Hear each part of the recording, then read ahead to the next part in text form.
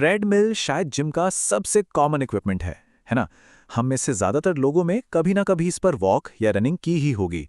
पर एक मिनट, क्या कभी ये सोचा है कि ट्रेडमिल पर चलना और बाहर सड़क पर या पार्क में चलना, क्या ये दोनों वाकई एक ही बात है? बस यही सवाल है जिसकी तह तक हम आज जाने वाले हैं। हाँ, मतलब महसूस तो चलने जैसा ही होता है ना? लेकिन सवाल ये है कि क्या हमारा शरीर भी इसे वैसे ही ले रहा है? क्या हमारे मसल्स, हमारे जॉइंट्स, क्या वो भी ठीक उसी तरह काम कर रहे हैं? बायोमैकेनिक्स की दुनिया में इसका जवाब शायद उतना सीधा नहीं है।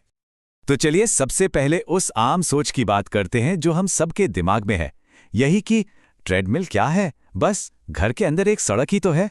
बाहर बारिश हो रही है तो अंदर चल लिए। बात तो एक ही है। पर क्या ये सच में इतना सिंपल है? तो ये है हमारी बेसलाइन, हमारी आम धारणा कि ट्रेडमिल बाहर चलने का एक परफेक्ट रेप्लिका है, एक परफेक्ट सिमुलेशन। आज हम इसी धारणा को साइंस की कसौटी पर कसने वाले हैं। देखते हैं कि क्या ये सच में जमीन पर चलने का एक सटीक विकल्प है या कहानी कुछ और ही है। ठीक है, तो अब इस धारणा को टेस्ट करने का समय आ गया है। चलिए सीधे उन स्टडीज पर चलते हैं जो इस आइडिया को चैलेंज करती हैं और देखते हैं कि जब साइंटिस्ट्स ने इस अंतर को नापा तो उन्हें क्या मिला। तो देखें, यहाँ पर दो बहुत अलग अलग चीज़ें हो रही हैं। एक तरफ है ज़मीन पर चलना, जो हमारी नेचुरल मूवमेंट है। इसमें हम अपने शरीर को आगे बढ़ाने के लिए ज़मीन को पीछे की तरफ धकेलते हैं। और दूसरी तरफ है ट्रेडमिल, जहाँ हम एक जगह खड़े हैं और बेल्ट हमारे पैरों के नीचे से खिसक रहा है। ये सुनने में छोटा सा अंतर लगता है, लेकिन बायोमैकेनिकली ये बहुत बड़ा है। और ये रहा पहला सबूत। एक स्टडी ने जब बुजुर्गों को देखा तो पता चला कि ट्रेडमिल पर चलने में जमीन पर चलने के मुकाबले कहीं ज्यादा मेटाबॉलिक एनर्जी लगती है। आसान भाषा में कहें तो ज्यादा कैलोरी बर्न होती है। इसका मतलब साफ है, बॉडी को ज्यादा मेहनत करनी पड़ रही है। अच्छा, अब थोड़ा और गहराई में चलते हैं। अगला पॉइंट समझने के लिए एक शब्द जानना जरूरी है, काइनेटिक्स। ये क्या है? ये बस फोर्सेस और मोशन की साइंस है। मतलब ये हमें बताती है कि चलने के लिए हमारे जॉइंट्स और मसल्स कैसे और कितने फोर्स लगा रहे हैं। और अब देखिए, यहाँ चीज़ें वाकई में इंटरेस्टिंग हो जाती हैं। ये जो ग्राफ है ना, ये बच्चों पर हुई एक स्टडी के हैं। नीली लाइन है ज़मीन पर चलने के दौरान लगने वाले फोर्स और लाल लाइन है ट्रेडमिल पर। पैटर्न में अंतर देख रहे हैं? ये बिल्कुल अलग है। खासतौर पर जो साइड टू साइड फोर्स लग रहा है, उसमें तो ज़मीन आसमान का फर्क दिख रहा है। तो इसका मतलब क्या हुआ? इस स्टडी की ये लाइन सब कुछ साफ कर देती है। पता चला कि शरीर अपनी स्ट्रैटेजी ही बदल देता है। जब हम जमीन पर चलते हैं तो हम पावर के लिए अपने टखनों का ज्यादा इस्तेमाल करते हैं। इसे एंकल स्ट्रैटेजी कहते हैं। लेकिन ट्रेडमिल पर बॉडी ये काम कूल्हों से लेने लगती है, जिसे हिप स्ट्रैटेजी कहते हैं। मतलब पूरा जोर टखनों से शिफ्ट होकर कूल्हों पर आ जाता है। और हाँ, इससे बहुत फर्क पड़ता है।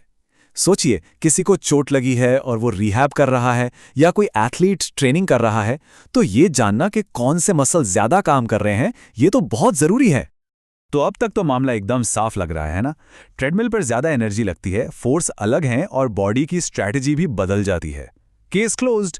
लेकिन इतनी जल्दी नहीं। साइंस में चीजें इतनी सीधी नहीं होती। ठीक जब लगता है कि जवाब मिल गया, तभी एक और स्टडी सामने आती है जो कहानी में एक नया मोड़ ले आती है। क्योंकि ये पूरी कहानी नहीं थी। अब ये वाली स्टडी देखिए, ये काफी सॉलिड थी। इसमें सैनिकों को लिया गया और उनसे अलग अलग कंडीशंस में वॉक कराया गया। मतलब कभी बिना वजन के, कभी 20 किलो और 40 किलो वजन के साथ। और सिर्फ इतना ही नहीं, अलग अलग ढलान पर भी, चढ़ाई, समतल जमीन और ढलान पर। मतलब हर तरह से टेस्ट किया गया। और इस स्टडी का नतीजा क्या निकला? आपको यकीन नहीं होगा, बिल्कुल उल्टा। इस स्टडी ने कहा कि ट्रेडमिल पर चलना और जमीन पर चलना, इन दोनों में फर्क इतना कम है कि उसे नजरअंदाज किया जा सकता है। मतलब उनके हिसाब से ट्रेडमिल जमीन पर चलने को लगभग परफेक्टली कॉपी करता है। तो अब हमारे सामने एक पहेली है। एक तरफ की रिसर्च कह रही है कि जमीन आसमान का फर्क है, दूसरी तरफ की रिसर्च कह रही है कि कोई खास फर्क नहीं है। आखिर ये हो क्या रहा है? ये दोनों बातें एक साथ सच कैसे हो सकती हैं? तो सवाल उठता है कि कौन सी रिसर्च सही है? क्या एक ग्रुप के साइंटिस्ट्स गलत थे या मामला कुछ और है? और इसका जवाब यह है कि कोई भी स्टडी गलत नहीं है। बात सिर्फ इतनी सी है कि वो अलग अलग सवाल पूछ रही थी। वो चलने के अलग अलग पहलुओं को नाप रही थी।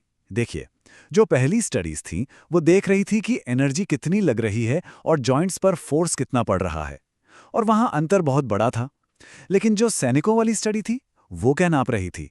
वो नाप रही थी कि हर कदम की लंबाई कितनी है और उसकी टाइमिंग क्या है। और उन पैरामीटर्स में अंतर सच में बहुत कम था। और ये जो हिप स्ट्रैटेजी वाला बदलाव है, वो होता क्यों है? इसका एक बड़ा कारण हमें इस तस्वीर में दिखता है। देखिए, ट्रेडमिल पर जब हमारा पैर जमीन को छूता है तो हमारा हिप यानी कूल्हा पैर के मुकाबले ज्यादा पीछे होता है। अब बॉडी को बैलेंस तो बनाना है, तो इसकी भरपाई करने के लिए शरीर टखनों के बजाय कूल्हे के मसल्स का ज्यादा इस्तेमाल करने लगता है। तो ठीक है, इतनी सारी साइंस की बातें हो गईं, लेकिन इस सब का हमारे लिए क्या मतलब है? इसका निचोड़ क्या है? तो देखिए, कुल मिलाकर 3 बातें समझनी है। पहली बात, ट्रेडमिल पर चलना और जमीन पर चलना बायोमैकेनिक्स के हिसाब से एक चीज नहीं है। दूसरी बात, इन दोनों में कितना अंतर है ये इस पर डिपेंड करता है कि हम नाप क्या रहे हैं। अगर एनर्जी और जॉइंट फोर्स की बात करें तो अंतर बड़ा है, लेकिन अगर कदमों की लंबाई और टाइमिंग देखें तो अंतर बहुत कम है। और तीसरी और सबसे जरूरी बात, ये कोई बेहतर या बदतर की बात नहीं है। सब कुछ हमारे गोल पर निर्भर करता है। अगर कोई रिहाब कर रहा है या कोई साइंटिफिक रिसर्च हो रही है तो ये अंतर जानना बहुत जरूरी है। लेकिन एक आम वर्कआउट के लिए शायद उतना फर्क नहीं पड़ता, जब तक कि कोई खास मसल्स को टारगेट ना कर रहा हो। तो अगली बार जब कोई ट्रेडमिल पर चढ़े तो बस इस बारे में एक पल के लिए सोचना, वो सिर्फ एक जगह पर नहीं चल रहे हैं। उनका शरीर एक बहुत ही स्मार्ट तरीके से खुद को एडजस्ट कर रहा है, एक ऐसी कहानी लिख रहा है जो जमीन पर चलने की कहानी से थोड़ी अलग है।